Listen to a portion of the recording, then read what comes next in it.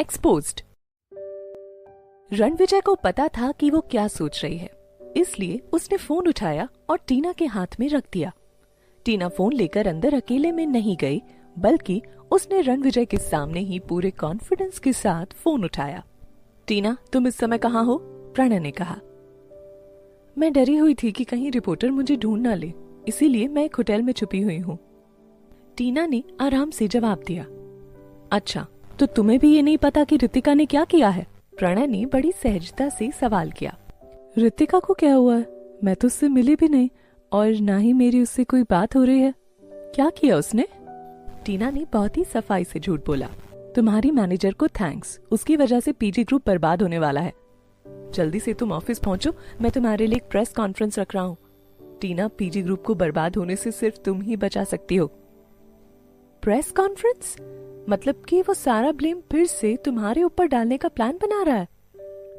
जैसे ही रणविजय ने बोलना शुरू किया, टीना ने फोन रख दिया। मैंने अपना नंबर तुम्हारे फोन में सेव कर दिया है, किसी भी समय अगर तुम्हें मेरी जरूरत हो तो मुझे बता देना बस। Thank you Ranvijay. तुम मुझे ऐसे रणविजय कहकर क्यों बुलाती हो? रणविजय ने अपनी टांगे मोड़कर टीना को खुद की तरफ खींचते हुए कहा। तुम जल्दी से मेरे लिए कोई नाम ढूंढो, वरना मैं तुम्हें जाने नहीं दूंगा। टीना के चेहरे पर मुस्कान आ गई और उसने शर्माते हुए कहा, अभी कैसा रहेगा?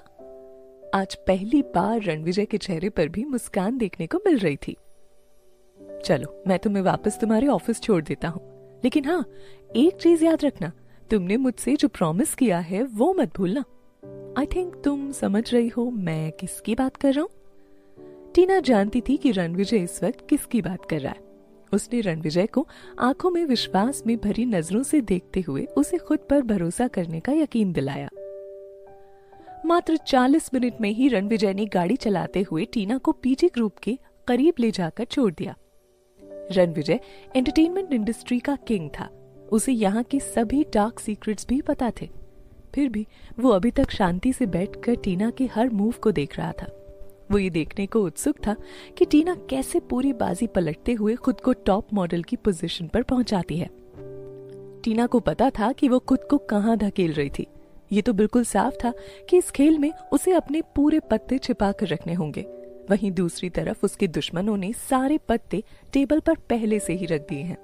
अगर वो इस बाजी में अपना पूरा दांव लगाने के बाद भी कुछ हासिल नहीं कर पाती है तो टीना का मॉडलिंग करियर तो खत्म होगा ही, साथ ही वो कहीं की भी नहीं रहेगी।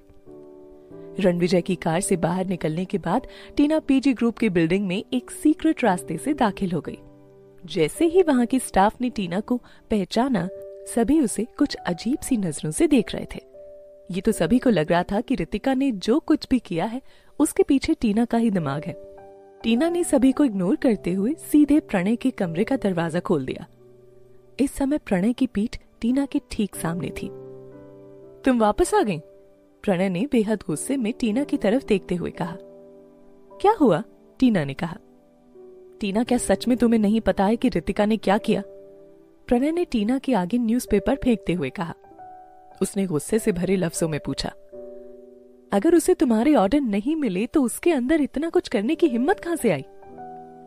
प्रणय, हम शादी करने वाले थे, मैं ऐसा कुछ क्यों करूंगी जिससे हमारे रिश्ते में कोई दरार आए? टीना ने प्रणय की तरफ मासूमियत से भरी नजरों से देखते हुए कहा। अच्छा, तुम बस ये बताओ कि तुमने शो में क्राउन का वो सितारा अपने पैरों में क्यों रखा? तुम अच्छे से जानती थी कि तुम्हारे और यूसुफा के बीच सबसे बड़ा अंतर तुम दोनों की टांगे ही हैं, फिर भी तुमने ऐसा किया? जैसे ही उसने ये सवाल किया, टीना ने प्रणय की तरफ देखा। वो उन पुराने ख्यालों में खो गई जब कई बार प्रणय ने यूसुफा को इसी तरह से बचाया था। उसे एक पल के लिए ये लगा था कि प्रणय सिर्फ अपने करियर को बचाने के लिए ये सब कर रहा है।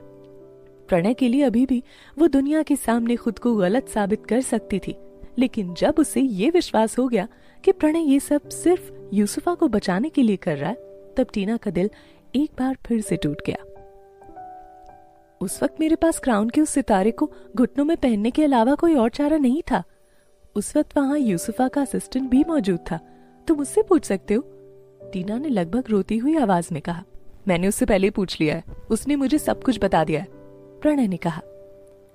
प्रणय, मैं तुम्हारी फियांसे हूँ और तुमने मुझ पर भरोसा करने के बजाय एक बाहरी पर भरोसा कर लिया। टीना ने बनावटी चेहरा बनाते हुए प्रणय की तरफ देखा। वो अब प्रणय का रिएक्शन देखना चाहती थी।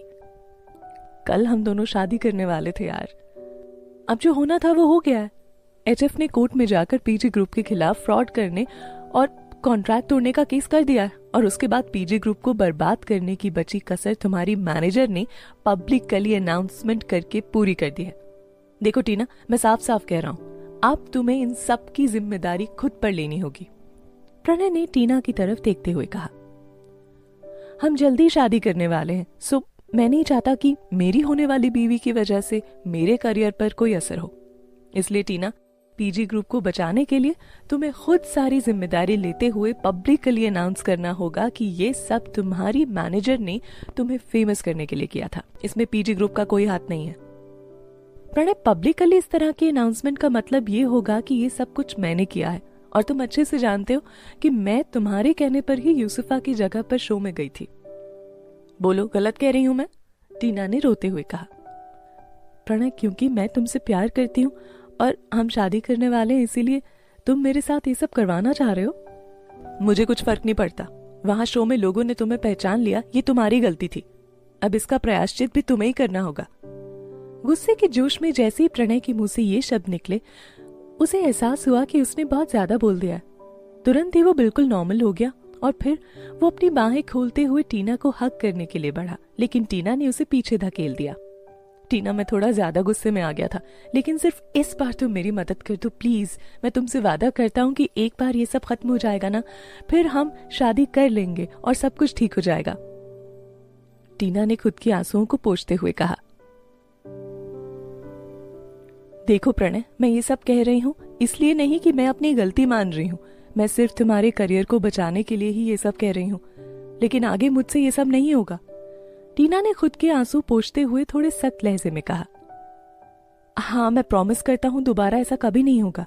वास्तव में प्रणय ये अच्छे से जानता था कि जैसा टीना का नेचर है वो हमेशा उसके कंट्रोल में रहेगी।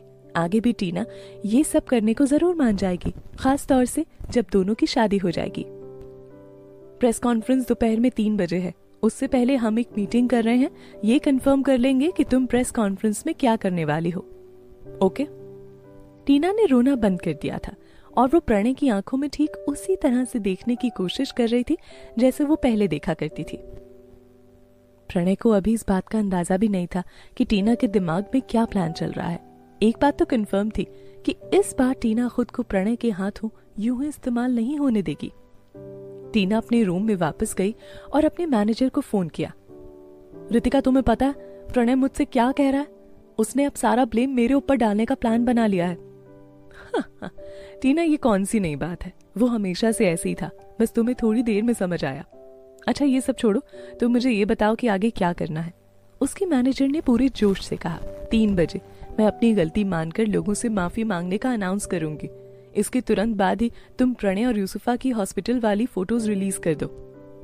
हाँ बिल्कुल, मैंने तो इसे एक्सपोज करने के लिए ना एक बड़ी हेडलाइन भी सोच ली है। एक्सपोज्ड, पीजी ग्रुप की बॉस प्रणय गुलाटी का स्कैंडल। टीना को रितिका की बातों पर हंसी आ गई। फिर उसने रितिका से माफी मांगते हुए कहा, सॉरी रितिका, तुम्हें इन सबके बीच घसीटने के लिए। टीना, अब अगर तुमने ये फैसला कर ही लिया है ना, तो मैं तुम्हारी फिर से टॉप मॉडल बनने में मदद करूंगी। बल्कि सिर्फ टॉप मॉडल ही नहीं, मैं तुम्हें इंटरनेशनल मॉडल बनाने में भी तुम्हारी मदद करूंगी।